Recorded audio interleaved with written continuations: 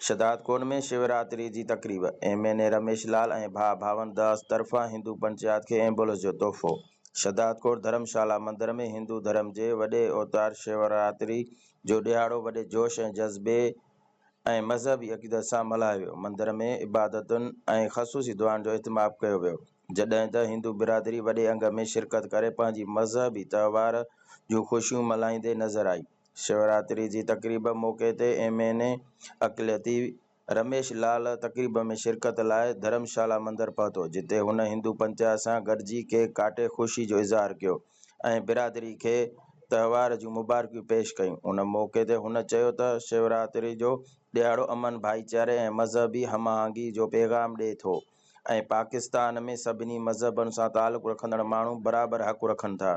तक़रीब दौरान MNA रमेश लाल पारां शदादकोट जे हिंदू पंचायत खे हिकु एम्बुलेंस बोलान गाॾी बतौर तोहफ़ो ॾिनी।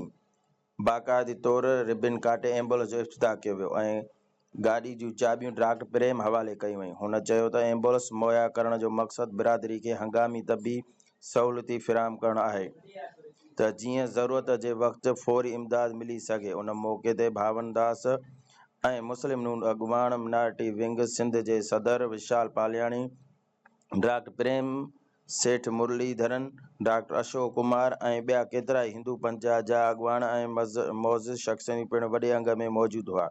अॻवाननि MNA रमेश लाल जो थोराइतो इज़हार कंदे चयो त एम्बुलेंस जहिड़ी अहम सहूलियत सां इलाइक़े जे माण्हुनि खे वॾो फ़ाइदो थींदो। तक़रीब पुरअमन ऐं ख़ुशगवार माहौल में पुॼाणी ते पहुती, जिते आख़िर में मुल्क जे अमन, तरक़ी ऐं भाईचारे लाइ ख़सूसी दुआऊं पिणु कयूं वयूं।